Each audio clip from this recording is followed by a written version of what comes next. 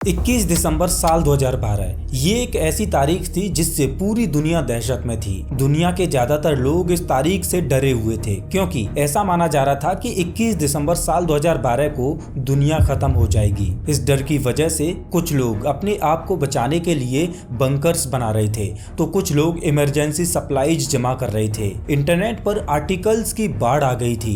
News channels पर दुनिया के खत्म होने की डिबेट चल रही थी और कुछ लोगों को तो पूरा यकीन था कि इंसानी सभ्यता अपने आखिरी दिन गिन रही है। और इस सब डर की सिर्फ एक ही वजह थी, माया सभ्यता द्वारा बनाए गए कैलेंडर की साइकिल का चेंज होना। लेकिन लोगों ने इस इवेंट को इस तरह से लिया कि माया कैलेंडर ही नहीं बल्कि पूरी दुनिया ही खत्म होने वाली है। साल 2000 के दौर में इंटरनेट पर दुनिया के खत्म होने की कई थ्योरीज वायरल होने लगी। कुछ लोगों ने कहा कि निबिरू नाम का एक अज्ञात प्लैनेट पृथ्वी से टकराने वाला है, तो कुछ लोगों का मानना था कि पृथ्वी के मैग्नेटिक पोल्स अचानक शिफ्ट हो जाएंगे और पूरी दुनिया में डिजास्टर्स आ जाएगी। कुछ थ्योरीज में कहा गया कि सूर्य से एक मैसिव सोलर फ्लेयर निकलेगी जो पृथ्वी की टेक्नोलॉजी और सिविलाइजेशन को डिस्ट्रॉय कर देगी। और इसी डर को बेचने का काम किया साल 2009 में रिलीज हुई हॉलीवुड की एक फिल्म 2012 ने, जिसमें दिखाया गया कि पूरी दुनिया तबाह हो जाती है, महाद्वीप टूटने लगते हैं, शहर समुद्र में डूब जाते हैं और इंसानी सभ्यता खत्म होने की कगार पर पहुंच जाती है। लेकिन इंटरेस्टिंग बात यह है दोस्तों कि माया सिविलाइजेशन ने कभी भी 21 दिसंबर साल 2012 को दुनिया के अंत का दिन नहीं कहा था। उस दिन बस उनके कैलेंडर की एक बड़ी साइकिल कंप्लीट हुई थी, लेकिन धीरे धीरे लोगों ने साइकिल के एंड को दुनिया के एंड से जोड़ दिया और यहीं से जन्म हुआ मॉडर्न हिस्ट्री के सबसे बड़े एपोकलिप्स मिथ का। लेकिन दोस्तों क्या हो अगर मैं आपसे कहूं कि इस स्टोरी का सबसे मिस्टीरियस पार्ट माया कैलेंडर नहीं बल्कि एक ऐसा सीक्रेट प्रोजेक्ट था जिसमें अमेरिका की सीक्रेट एजेंसी ने एक ऐसी टेक्नोलॉजी डेवलप कर ली थी जो फ्यूचर के पॉसिबल इवेंट्स को देख सकती थी। भविष्य देखने वाली उस मशीन से सिर्फ एक टाइमलाइन नहीं बल्कि हजारों लाखों टाइमलाइंस के भविष्य को देखा जा सकता था और इस खुफिया प्रोजेक्ट को नाम दिया गया प्रोजेक्ट लुकिंग ग्लास। दोस्तों इस मशीन से हर एक संभावित टाइमलाइन के भविष्य को देखने की जब कोशिश की गई तो 21 दिसंबर साल 2012 के बाद वैज्ञानिकों को कुछ भी दिखाई नहीं दिया। हर एक टाइमलाइन 21 दिसंबर साल 2012 पर रुक जाती थी और उसके बाद का भविष्य नजर ही नहीं आता था और इस अजीबोगरीब भविष्य से इस प्रोजेक्ट से जुड़े लोग भी डर गए थे। अब दोस्तों आपके मन में ये सवाल जरूर आ रहे होंगे कि आखिर ये प्रोजेक्ट लुकिंग ग्लास है क्या और वैज्ञानिकों ने वो भविष्य देखने वाली मशीन कैसे बना ली और 21 दिसंबर साल 2012 के बाद कुछ भी क्यों नहीं दिखाई दिया और आखिर 21 दिसंबर साल 2012 को कुछ भी क्यों नहीं हुआ। अगर ये मशीन सच में भविष्य को देख सकती थी तो क्या आज हम एक ऐसी टाइमलाइन में जी रहे हैं जिसके भविष्य को बहुत पहले ही बदल दिया गया है और हमें उसके बारे में पता ही नहीं। तो दोस्तों अपनी कुर्सी की पेटी बांध लीजिए क्योंकि इस वीडियो के द्वारा मैं आपको एक ऐसे खुफिया प्रोजेक्ट में ले जाने वाला हूं जिसके बारे में आपने कभी सोचा भी नहीं होगा और इस वीडियो में आप ऐसे रहस्यों को जानोगे जो आपको सच में हैरान कर देंगे। साल था 1948। दुनिया अभी भी सेकेंड वर्ल्ड वॉर के असर से उभर रही थी। एक दिन इराक के नेशनल म्यूजियम के क्यूरेटर से मिलने दो अमेरिकन आर्कियोलॉजिस्ट आते हैं। उनके हाथ में एक ब्लैक ब्रीफकेस था और उनकी डिमांड काफी असामान्य थी। वो म्यूजियम की सबसे फेमस आर्टिफैक्ट्स देखने नहीं आए थे। ना उन दोनों को किसी खजाने में रुचि थी ना ही किसी प्राइसलेस मूर्ति में। वो तो स्पेसिफिकली दो छोटी सी ऑब्जेक्ट्स के लिए आए थे, ऐसी ऑब्जेक्ट्स जो सालों से म्यूजियम की एक सेल्फ पर पड़ी हुई थी। मीटिंग रूम के अंदर क्यूरेटर ने एक पुराना कार्डबोर्ड बॉक्स टेबल पर रखा। बॉक्स के अंदर दो एंशिएंट सिलेंडर सील्स रखी हुई थी जो कि देखने में बिल्कुल साधारण सी थी, जिन पर धूल जमी हुई थी। अमेरिकन्स ने अपने ब्रीफकेस को खोला और क्यूरेटर के सामने रख दिया। उस ब्रीफकेस के अंदर बहुत सारा कैश था, इतना कैश कि क्यूरेटर भी हैरान रह गया। क्यूरेटर सोच में पड़ गया कि आखिर इन दो छोटी सी सील्स में ऐसा क्या खास है जिसके लिए ये अमेरिकन आर्कियोलॉजिस्ट इतना सारा कैश देने के लिए तैयार हैं। दरअसल ये प्राचीन समय की सिलेंडर सील्स थी दोस्तों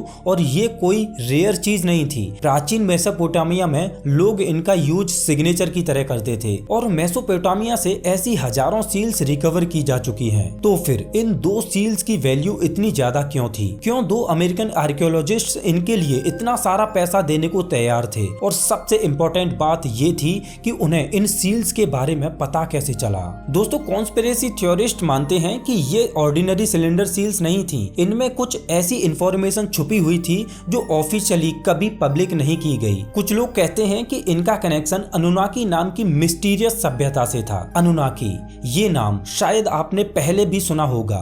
एंशिएंट एलियन थ्योरीज में अनुनाकी को अक्सर एक एडवांस्ड एक्स्ट्रा टेरेस्ट्रियल सिविलाइजेशन के रूप में डिस्क्राइब किया जाता है। कॉन्स्पिरेसी थ्योरिस्ट्स का मानना था कि अनुनाकी हजारों साल पहले धरती पर आए थे और उन्होंने इंसानों को नॉलेज दी थी, ऐसी नॉलेज जो नॉर्मल सिविलाइजेशन के लेवल से बहुत आगे की थी, और उस नॉलेज का एक हिस्सा इन सिलेंडर सील्स में इनकोड किया गया था। कॉन्स्पिरेसी थ्योरिस्ट का मानना है कि इन सील्स में सिर्फ सिंबल्स नहीं थे, बल्कि एक तरह के इंस्ट्रक्शंस छुपे हुए थे जो कि स्टारगेट्स यानी नेचुरल वर्म होल्स तक पहुंचने की प्रक्रिया बताते थे। दोस्तों, वर्म होल्स ऐसे पोर्टल होते हैं जो स्पेस और टाइम को कनेक्ट कर सकते हैं। मतलब वर्म होल्स वो शॉर्टकट्स हैं जिनके जरिए अंतरिक्ष में कहीं पर भी पल भर में ट्रेवल किया जा सकता है। ऐसा माना जाता है कि आज से करीब 12,000 साल पहले धरती पर एक महाप्रलय आई थी, जिसमें समुद्र का स्तर करीब 400 फीट तक बढ़ गया था। उस समय मानव जाति लगभग विलुप्ति की कगार पर थी। तब अनुनाकी ने सुमेरियन सभ्यता को इस तरह की कई सिलेंडर सील्स दी थी, जिनको अगर सही क्रम में घुमाया जाता तो वो नेचुरल वर्म होल तक पहुंचने की प्रक्रिया बताती थी, और इन सिलेंडर सील्स की मदद से मानव सभ्यता विलुप्त होने से बच गई। इन दोनों सील्स को वो अमेरिकन आर्कियोलॉजिस्ट्स एक सीक्रेट ऑर्गेनाइजेशन को दे देते हैं, एक ऐसी ऑर्गेनाइजेशन जिसका नाम यूएफओ कॉन्स्पिरेसीज में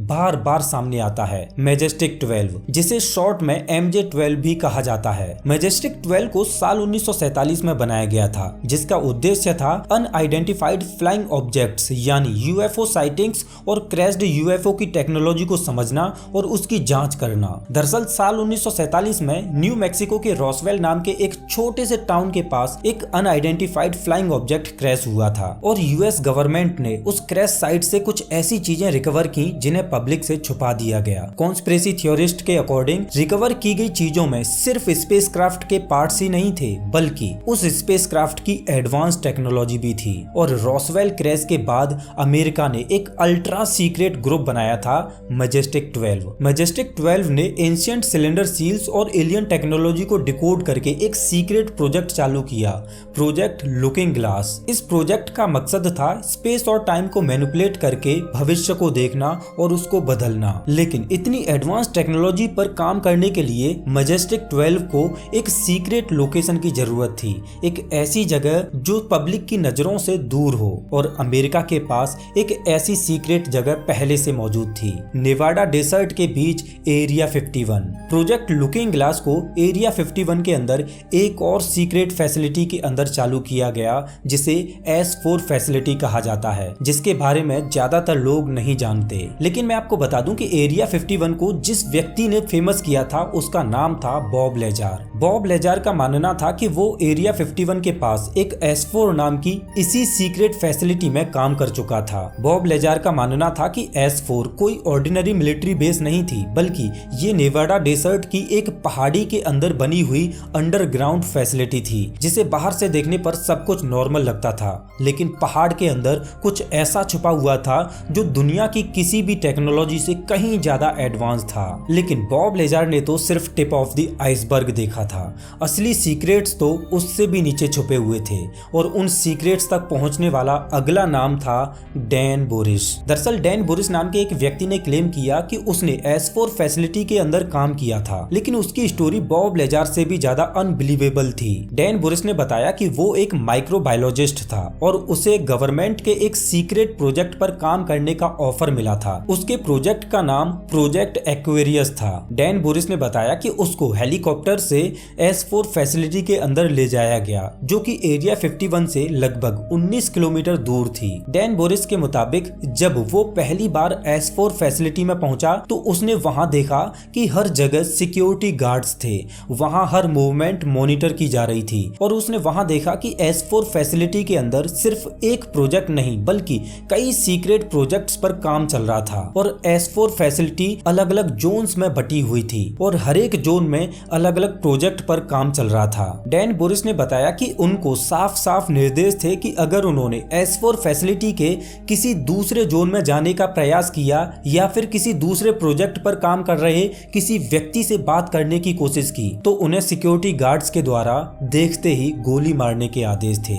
S4 फैसिलिटी में फर्श पर 2 लाइंस बनी हुई थी, एक ब्लू लाइन और दूसरी रेड लाइन। उन्हें साफ साफ निर्देश थे कि उन्हें हर हाल में ब्लू लाइन के अंदर रहकर ही अपने प्रोजेक्ट पर काम करना है और अगर गलती से भी रेड लाइन क्रॉस की तो समझो काम खत्म। डैन बोरिस को प्रोजेक्ट एक्वेरियस पर काम करना था, जिसका उद्देश्य था रिकवर्ड एलियन टेक्नोलॉजी और एलियन बायोलॉजी को समझना। डैन बोरिस ने बताया कि S4 फैसिलिटी में 2 UFO अलग अलग तरह की थी, जिनके नाम P45 और P52 थे। जो P45 नाम की UFO थी वो आज से करीब 45,000 साल बाद के भविष्य से हमारे दौर में आई थी और जो P52 नाम की UFO थी वो आज से करीब 52,000 साल बाद के भविष्य से हमारे दौर में आई थी। और इन UFOज में जो प्राणी थे वो कोई एलियन नहीं थे, बल्कि वो भविष्य के इंसान थे, जिनका इवोल्यूशन भविष्य में कुछ ऐसा हुआ कि उनका सिर बड़ा हो गया, आंखें बड़ी, हाइट करीब 4 से 5 फीट तक और उनकी त्वचा का रंग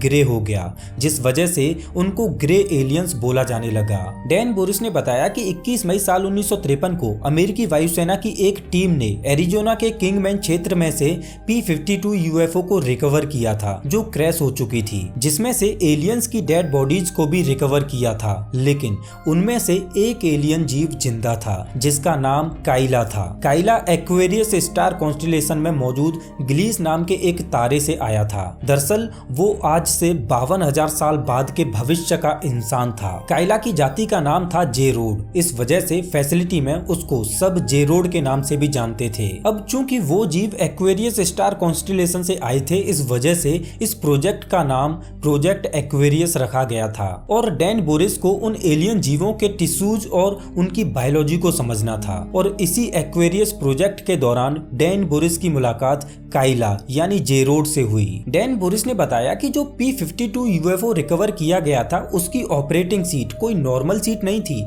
बल्कि वो कॉन्शियसनेस से ऑपरेट होने वाली सीट थी। मतलब अगर कोई इंसान उस सीट पर बैठ जाए तो वो अपने माइंड से चीजों को कंट्रोल कर सकता था। S4 फैसिलिटी में एक सीक्रेट प्रोजेक्ट और चल रहा था, जिसका नाम था प्रोजेक्ट लुकिंग ग्लास। दरअसल P52 एयरक्राफ्ट की सीट को इस्तेमाल करके S4 फैसिलिटी में एक मशीन बनाई गई। मशीन देखने में कुछ ऐसी थी जिसमें बीच में ऑपरेटिंग सीट लगी हुई थी और उसके चारों ओर बड़ी बड़ी रिंग्स बनी हुई थी, जिनसे मैग्नेटिक फील्ड प्रोड्यूस किया जाता था और जो भी व्यक्ति उस ऑपरेटिंग सीट पर बैठा होता वो समय में आगे और पीछे देख सकता था।